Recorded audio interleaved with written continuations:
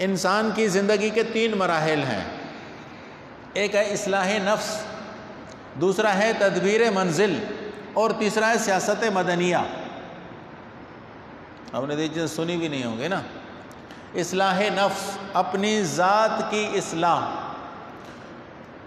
بدلہ کبھی نہیں لیا اپنی ذات کا، اپنی ذات کو تکلیفیں جتنی ملی ذات کے حساب سے کبھی بدلہ نہیں لیا. اپنے ذاتی غرض کے لیے کسی کو نہیں ستایا، کسی سے ادھار قرض لے کر نہیں کھایا، کسی کا حق نہیں دبایا. ہمیشہ لوگوں کے ساتھ اپنی ذات کے اعتبار سے دوسروں کو نفع پہنچاتے رہے، اسے کہتے ہیں اصلاح نفس. اس کے بعد آگے کا معاملہ آتا ہے تدبیر منزل. ایک اچھے انسان کے لیے یہ چیز بھی ضروری ہے کہ وہ ایک اچھا خاندان چلاتا ہو، اس کی بیوی ہو، اس کے بچے ہوں، اس کا قبیلہ ہو، ان سب کے ساتھ اس کے تعلقات استوار ہوں. کسی کے ساتھ دشمنی، کسی کا حق تلفی یا کسی بھی اپنے خاندان یا اپنے قبیلے کے لوگوں کے ساتھ دشمنی نہ ہو. اس کی مثال اعلیٰ سے اعلیٰ نبی کریم صلی اللہ علیہ وسلم کی ذات اقدس ہے. دشمنوں کو معاف کر دینا، جنہوں نے اپنی ذات کو نقصان پہنچایا ان کو معاف کر دیا. اپنے گھر کو کیسے چلایا؟ 11 بیویاں تھیں، کیسے گھر کو چلایا، گھر کا نظام کیسے سمجھایا، اس کی مثال نہیں ملتی. کسی دوسرے شخص کی مثال آپ کو نہیں ملے گی. حضرت انس رضی اللہ تعالیٰ عنہ کہتے ہیں میں 10 سال کی عمر میں رسول اللہ صلی اللہ علیہ وسلم کے گھر کا خادم تھا. مجھے یاد نہیں ہے کہ کبھی حضور نے مجھے یہ فرمایا ہو کہ یہ کیوں کیا، ایسے کیوں کیا، ایسے کیوں نہیں کیا، ایسے کیوں کیا، ایسے کیوں نہیں کیا، کبھی نہیں کہا، کبھی کوئی جھڑکا نہیں. تیسری نمبر کی چیز ہے سیاست مدنیہ. لوگوں کی ملکی طور پر رہنمائی اور رہبری کرنا، اسے سیاست مدنیہ کہتے ہیں. یہ بھی دین کا جز ہے بھائی. ہم لوگ تو سیاست کا نام سن کر ہم لوگ تھر تھر کانپنے لگ جاتے ہیں، اس لیے کہ ہم نے سیاست گٹر کو سمجھا ہوا ہے نا، اس لیے سیاست سے ہم لوگ گھبرا جاتے ہیں. نہیں جی، سیاست مدنیہ ہمارے دین کا اصول ہے. آپ اپنے دین کو نافذ ہی نہیں کر سکتے اگر آپ کے پاس طاقت نہ ہو تو. اس کے راستے میں ہزاروں رکاوٹیں آئیں گی. قوت کے بغیر آپ اپنے دین کو کیسے نافذ کر سکتے ہیں؟ دین نافذ ہونا بھی تو ضروری ہے نا. صرف میری ذات میں نہیں، پورے معاشرے میں دین کیسے نافذ ہوگا؟ اس کے لیے تو مجھے محنت کرنا پڑے گی، قوت حاصل کرنا پڑے گی نا. قوت کے بغیر تو نہیں ہو سکتا. تو سیاست مدنیہ، ایک شہر، کئی شہر، ایک ملک، کئی ملک چلانے کی صلاحیت جو آپ صلی اللہ علیہ وسلم نے جو زمانہ چلایا، جو اپنے شاگردوں کو سکھا کر گئے، شاگردوں نے جو نظام چلایا، اس کی نظیر دنیا میں نہیں ملتی، اس کی مثال نہیں ملتی دنیا میں. آپ کے شاگردوں نے جو کچھ کیا ہے وہ بھی تو آپ ہی کا فیض ہے نا. تو نبی کریم صلی اللہ علیہ وسلم کے نام نامی محمد کا مطلب ہی یہ ہے کہ تمام کمال کی تمام صفتیں جس ذات کے اندر ہوں اس ذات کو محمد مصطفیٰ صلی اللہ علیہ وسلم کہا جاتا ہے. اور ربیع الاول آپ صلی اللہ علیہ وسلم کی ولادت کا مہینہ ہے بلا شبہ. اور جس مہینے میں کوئی بڑی تاریخی واقعہ بات ہو وہ مہینہ اہم ہوتا ہے. بے شک حج کا مہینہ اہم ہے، رمضان شریف کا مہینہ اہم ہے، جمعہ کا دن اہم ہے، محرم کی 10 تاریخ اہم ہے. ان کی اہمیت بیان شدہ ہے، ان کی اہمیت شریعت میں ہے، حدیثوں میں، فقہ کی کتابوں میں ان کے احکامات لکھے ہوئے ملتے ہیں کہ 10 محرم کو کیا کرنا ہے، قدر کی شب قدر یا رمضان کے مہینے میں کیا کرنا ہے، احکام ملتے ہیں. جمعہ کے دن کیا کرنا ہے، احکام ملتے ہیں. کیونکہ ان دنوں میں بڑے بڑے واقعات ہوئے اور ان کو اہمیت دی گئی، لیکن ان کے احکامات بیان کر دیے گئے ہیں. شریعت، فقہ، اصول فقہ، حدیث اور قرآن مجید میں ان کے احکامات ملتے ہیں.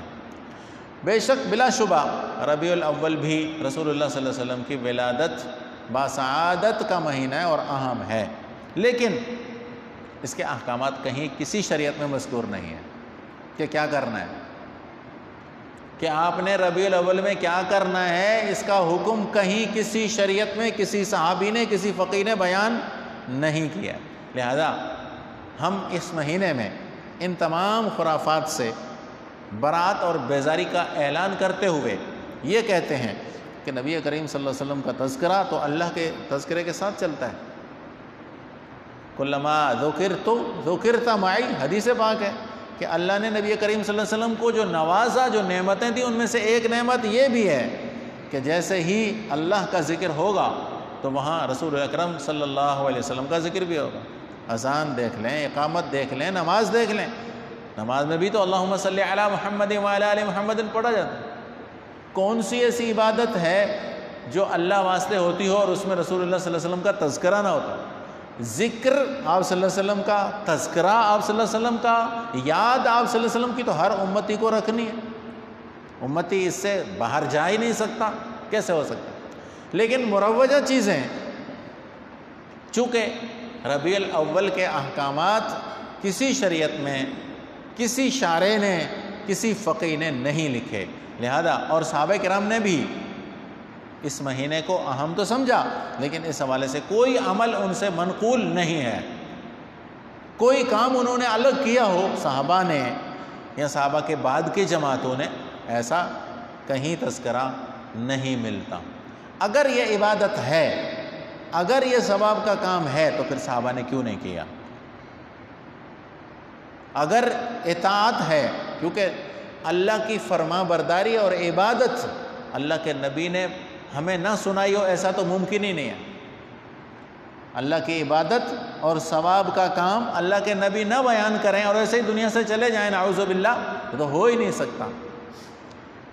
دین اللہ کی فرما برداری کا نام ہے، اور فرما برداری کے تمام احکام اللہ کے نبی صلی اللہ علیہ وسلم ہمیں بتا چکے، صحابہ کرام کو بتا چکے، اور صحابہ کرام نے آگے ہم تک پہنچایا۔ ایسا بھی نہیں ہے کہ صحابہ کرام نے چھپا دیا۔ تو جب ربیع الاول کے احکام کسی فقیہ نے نہیں لکھے، کسی محدث نے نہیں لکھے، تو یہ بات کہاں سے آ رہی ہے؟ اس میں ساتھیوں سے ایک خصوصی گزارش کرتا ہوں کہ یاد رکھو بھائی، جس کام کی سربراہی علماء نہ کریں، جس کام کے پیشوا علماء نہ بنے، جاہل اور عوام بنے، وہ کام یقیناً گمراہی کا ہے۔ آپ دیکھ لیں، اس میں زیادہ شرکت کرنے والے علماء ہوتے ہیں یا لفنگے ہوتے ہیں؟ کسی عالم دین کو دیکھا اپنے گاڑی پر جھنڈا لگایا ہو، اس نے اپنے گھر پر جھنڈا لگایا ہو، ہرا ہرا بتیاں لگائی ہوں؟ علماء جن کو ہم علماء تسلیم کرتے ہیں ان کی ہم بات کر رہے ہیں، ملا نہیں، پیٹو ملا نہیں، علماء کی ہم بات کر رہے ہیں، شریعت کے پابند ہیں۔ کسی عالم دین کو، آپ کے کراچی میں بڑے بڑے علماء رہتے ہیں، بڑے بڑے جامعات ہیں، آپ دیکھ لیں کہ وہاں یہ ہوتا ہے۔ ہم کیوں نہیں کرتے؟ اس لیے کہ صحابہ نے ہمیں یہ طریقہ دیا نہیں، شریعت نے ہمیں یہ طریقہ دیا نہیں۔ جب نہیں دیا تو ہم اس کو ثواب کا کام کیسے سمجھیں؟ ثواب کا کام تو اللہ کے نبی سنا گئے، صحابہ کرام نے ہم تک پہنچا دیا۔ لہذا مروجہ جو چیزیں ہیں، ہم یہ نہیں کہتے نعوذ باللہ کہ رسول اکرم صلی اللہ علیہ وسلم کا تذکرہ نام نامی نہیں ہونا چاہیے، وہ تو پورا سال ہے، بلکہ ہر روز ہے، ہر گھڑی ہے۔ آپ صلی اللہ علیہ وسلم کا ذکر، آپ صلی اللہ علیہ وسلم کی یاد امتی کو تو ہر وقت دل میں ظاہر ہے۔ جب کلمہ پڑھتا ہے لا الہ الا اللہ تو محمد الرسول اللہ ساتھ میں پڑھتا ہی، اشہد ان لا الہ الا اللہ اشہد ان محمد عبدہ ورسولہ پڑھتا ہی، تو ذکر تو کرتا ہے۔ تو یہ جو مروجہ ڈھمک ڈھول ہے نا، ہم اس کی بات کر رہے ہیں۔ جو چراغاں ہیں، جو جھنڈیاں ہیں، جو جلوس ہیں، ان کی ہم بات کر رہے ہیں کہ اس میں علماء آگے ہیں یا عوام آگے ہے، دیکھنا یہ ہے۔ اور یاد رکھیے گا کہ اللہ کی فرما برداری اور نیکی کے کام میں عوام آگے نہیں آتی، دیندار اور علماء ہی آگے آتے ہیں۔ اگر یہ فرما برداری والا کام تھا تو علماء نے کیوں نہیں کیا؟ علماء کو کرنا چاہیے تھا، لیکن علماء نہیں کرتے۔ اس کا مطلب ہی یہ ہے کہ یہ شریعت کی چیز نہیں ہے ہماری، طرف سے گھڑی ہوئی اور کوئی کاروبار ہے اندرونی طور پر کسی کاروبار کا پیش خیمہ ہے یہ چیز. اور نعوذ باللہ یہ بھی ممکن ہے کہ رسول اللہ صلی اللہ علیہ وسلم کی وفات کے دن کی خوشی منانا، ڈھول ڈھمکے بجانا ممکن ہے، کیونکہ 12 ربیع الاول وفات بھی ہے. تو اللہ کے نبی کے وفات کے دن صحابہ کرام تو مغموم تھے، صحابہ کرام تو غم میں ڈوبے ہوئے تھے، اور ہم لوگ اس دن خوشی منا کر کہیں ایسا تو نہیں ہے کہ اللہ کے نبی کے دل کو صدمہ پہنچا رہے ہوں کہ یا رسول اللہ آپ کی وفات ہوئی اور ہم آج جشن منا رہے ہیں. بھائی نام ہی جشن کا رکھا ہو، جشن.